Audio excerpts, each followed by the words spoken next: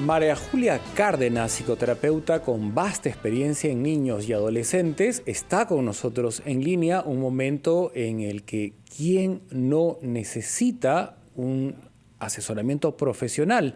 Porque ya se agotó el diálogo con los pequeños en la casa y la conducta no cambia. Siguen queriendo llamar nuestra atención a través del llanto, de conductas irritables o exigiendo cosas que no son posibles, ¿no? Como ir al colegio o ver a los amigos o quitarse la mascarilla. Bienvenida María Julia, gracias por estar aquí. Buenos días, María Julia. Buenos días, Mauricio. Buenos días, Noemí. Gracias por esta oportunidad.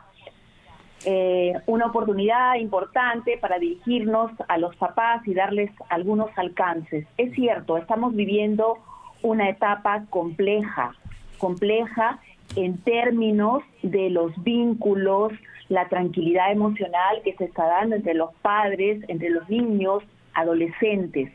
Vivimos en un constante cambio, porque no es que nos adaptamos a la pandemia es una sola, cada día es diferente, cada día hay una noticia diferente, un reto al que hay que hacerle frente. Entonces, si hablamos de los niños y adolescentes, están en permanente adaptación y de por sí ellos están creciendo, desarrollando, y el reto es más grande. Y si a esto le sumamos que no salen a la calle como antes, que no tienen amigos, que no tienen colegio, que los retos están siendo diferentes, entonces sus emociones están exacerbadas y tienen una necesidad de expresarlas. Es muy fácil que los papás se puedan confundir y sentir que esa exacerbación de una conducta pueda ser un problema. Y de pronto es la expresión de esa carga. ¿Qué podemos decirles a los papás frente a esto? En primer lugar, que hay que ser tolerantes, que hay que entender que el colegio a través de la pantalla no es lo mismo, que por mucho que les guste estar en la pantalla jugando, no es lo mismo estudiar en la pantalla, que por más que los llevemos al parque o a dar una vueltita, no es lo mismo que correr y jalonearse con los amigos. Entonces, ¿cómo compensamos? ¿Qué hacemos con esto? Hay que conversar con los hijos, hay que permitir que se desahoguen, que expresen, que cuenten, que digan, que se quejen. Y cuando haya un comportamiento que no se ajuste a lo que esperamos o a lo que queremos, tomarlo con pinzas, no entrar al castigo, al señalamiento negativo. Pensemos que nosotros también como adultos tenemos emociones. Entonces la tolerancia y conversar porque atrás de cada uno de estos comportamientos hay un pensamiento, hay una idea, hay un temor, hay incertidumbre, vivimos en incertidumbre. Claro, ponernos en el lugar del niño para intentar entender lo que está sucediendo, porque nuestras realidades han sido completamente diferentes, usted lo ha dicho, doctora María Julia, pero también queremos compartir esta conversación con nuestro público porque queremos dar orientación y seguramente hay muchos papás desesperados que no saben qué hacer con sus hijos. El 212-4100 y el 212-7165 está habilitado para que puedan comunicarse con nosotros y hacer las consultas sobre este tema. Mientras entra la primera llamada, María Julia, yo quería saber cuando un pequeño, ¿no?, está llamando la atención de sus padres a través de no querer comer o tener incontinencia urinaria o una irritabilidad que no es frecuente, y empieza finalmente la determinación de la familia de asistir o consultarle a una profesional como es tu caso, que eres una psicoterapeuta especializada en niños. ¿En cuántas sesiones pueden sacar adelante el diagnóstico? Primero entender qué le está pasando a este pequeño, ¿no? Me imagino que ahora las consultas son también a través de videollamadas, no son presenciales. Porque también los padres a veces pretenden que con una sola llamada las cosas se van a resolver y a veces los periodos son de acompañamiento permanente, ¿no? Así es, Mauricio. Fíjate, no se puede determinar un tiempo preciso. Hay situaciones, hay comunicaciones que se tienen con los padres que en una primera comunicación el profesional en salud mental puede darse cuenta, puede tener rápidamente algunos elementos para darse cuenta por dónde está la dificultad y se puede entrar en un proceso de pautear una serie de cosas. Sin embargo, también se dan casos de problemáticas que ya existían desde antes, que estaban latentes, que ese es otro tema, y que con esta situación se exacerban, se vuelven en problemas más complejos, ¿no? La sobreconvivencia. Entonces, como tú bien dices, en estos casos el proceso de ayuda puede ser más largo, puede ser más complejo. Nosotros en el centro que yo dirijo en Avilé, tenemos un programa que se llama Avilé Contigo, por ejemplo, donde ofrecemos en forma gratuita 3 sesiones para personas que han sido afectadas, familias, niños también, con COVID. Entonces puede haber un tema puntual, ese es un ejemplo. Pero también, como tú bien dices, hay problemáticas más amplias, más grandes, que involucran temáticas profundas. En realidad puede variar, pero lo que hay que hacer es pedir ayuda.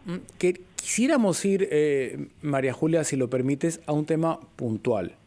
¿Cómo hacer un duelo, ¿no?, en los tiempos adecuados?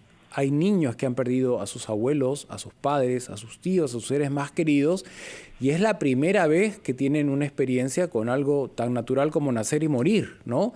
Pero no lo están procesando bien, producto del encierro, producto que no tienen una distracción alternativa o producto que no se les habla con claridad de algo tan natural, triste por cierto, como morir. Los duelos se pueden sacar adelante a través de terapias de una manera sana. La muerte nos está mirando todos los días como nunca antes lo habíamos imaginado y nos está dejando secuelas. ¿Podrías aconsejarnos en el terreno de duelos luego de este brevísimo receso en el que necesariamente tenemos que entrar, María Julia? Por supuesto. Gracias. Vamos entonces a la pausa, volvemos, esto es Encendidos. Julia Cárdenas nos acompaña. Gracias por tu tiempo, María Julia, psicoterapeuta especializada en niños y adolescentes. Nos ayuda a salir de la comprensible, ¿no?, situación de resquebrajamiento de la salud de todos nosotros, de adultos, niños, pequeños. Nadie está diseñado para vivir en confinamiento y en pandemia. En ese sentido, le habíamos dejado planteada una pregunta. ¿Cómo hacer un duelo, ¿no?, que de por sí es complicado en medio de esta pandemia? Los pequeños, que es normalmente tenemos entendido, los que tú sueles atender en tu centro, ¿no?, tienen muchas preguntas en torno a dónde se fue el abuelo, el tío, el padre, porque ya no está más, ¿no? ¿Cómo se saca adelante el tema de la muerte ahora que es algo frecuente?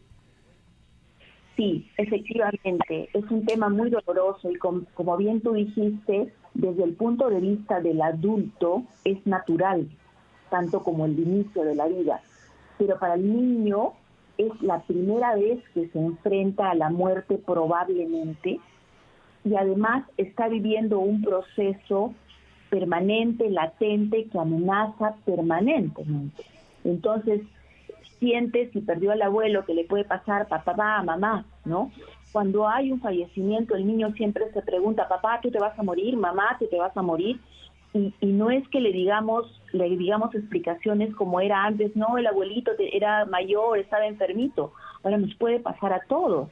Si bien se controla la información que llega a los niños, ellos están expuestos a escuchar todo lo que nos está tocando escuchar. ¿Qué se puede hacer?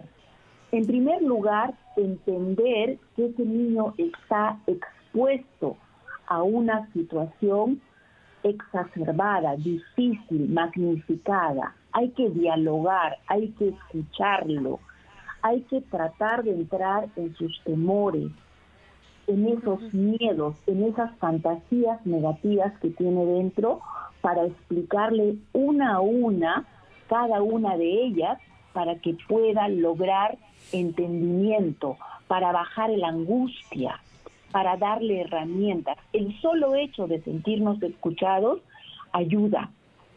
También hay que responder todas las preguntas, porque a veces el niño quiere saber cómo fue, qué va a pasar, Preguntas que para nosotros son muy simples y a veces sin querer les respondemos como que son normales. Para él no son normales. Él se atasca en cualquier momento. También hay que validar sus inquietudes, que a veces no son tan racionales, pero las está sintiendo. Y por otro lado, entender que el duelo es un proceso, y un proceso diferente y difícil, porque muchas veces no nos hemos, o la mayoría de veces, no nos hemos podido despedir como antes, no hemos podido tener los rituales usuales. Muy bien. Muy bien. Mucha comprensión entonces con los pequeños. María Julia, vamos a recibir la participación de nuestros oyentes que tienen consultas. Vamos hasta ATE. El señor Humberto nos llama. ¿Cómo está? Buen día. Quiero corregir, es Edilberto. Edilberto. Perfecto, señor Edilberto. Las disculpas del caso. Cuéntenos cuál es su consulta. Mire, están hablando, por ejemplo, los niños que no salen, ¿no? Mucho tiempo ya hace un año y medio. En este caso yo tengo un hijito que tiene 6 años, y ahora tiene 7 años, es autista. ¿Ya? Y yo veo que ahí medio de comunicación no habla mucho con niños que sufren con autismo. Lamentablemente hay medios de comunicación no están prácticamente informando mucho de ese tema. Y ahorita que escucho todo RTP, yo siempre he escuchado la doctora que habla y me da gusto bastante que tocan de los temas de los niños, ¿no? En especial niños con autismo. Por ejemplo, mi hijo, un año y medio, no sale a la calle. Es complicado. Sí, entendemos. Escuchamos los consejos de María Julia, que es finalmente una psicoterapeuta en niños. Entendemos que el autismo amerita otra especialidad, pero en términos generales quizás podemos orientar al señor que nos ha llamado. Claro, Edilberto, gracias por tu consulta. Como tú bien dices, tu hijito tiene una condición especial, su forma de expresar la información es otra. Tú debes haber aprendido a lo largo de todo este tiempo cómo manejarlo, cómo dirigirte a él. Háblale de forma clara, concisa, precisa. Trata dentro de la forma de comunicación que tienes con él de responder a sus inquietudes. De repente no es necesario decirle todo lo que tú crees que hay que decirle, sino más que nada atender sus inquietudes. Muy bien. Vamos con otra llamada, Mauricio. Sí, Gladys, ¿no? Gladys, estás con nosotros en línea. Bienvenida. Desde Huaral. Te escuchamos. Buenos días, Mauricio, Noemí, qué gusto. La verdad, acá en casa somos fiel oyente de RPP, desde que nos levantamos hasta que nos acostemos. Gracias. Muchas gracias. Quisiera consultarle a la doctora. Tengo una niña o niñas que ella, por ejemplo, o la mayor sobre todo, es un poco tímida desde muy niña, ¿no? Entonces... ¿Qué edad tiene tu niña? 15 años. 15, ok. Pero ella ha sido así en primaria, 7, 8 años, pero de ahí perdimos a su papá. Entonces esa timidez se acrecentó. Aparentemente estábamos saliendo de esa crisis y se vino el encierro, entonces se ha recrudecido esa timidez, incluso con familiares, no es poco de hablarles, hasta de saludar, porque la pueden tomar como una niña malcriada y todo eso, no sé cómo podría yo actuar en esta situación, quisiera preguntarle a la doctora. Quedó clarísimo, Gladys. Escuchemos atentos a María Julia. Gladys, en primer lugar, tu hija no es una niña, es una adolescente. Entonces es importante que te dirijas a ella, que la manejes como adolescente. En segundo lugar, ella ya venía con una dificultad a la cual se le ha puesto el nombre de timidez. No sabemos si es timidez. De repente hay otra cosa que le está pasando y se ha exacerbado con esta situación de pandemia y el encierro.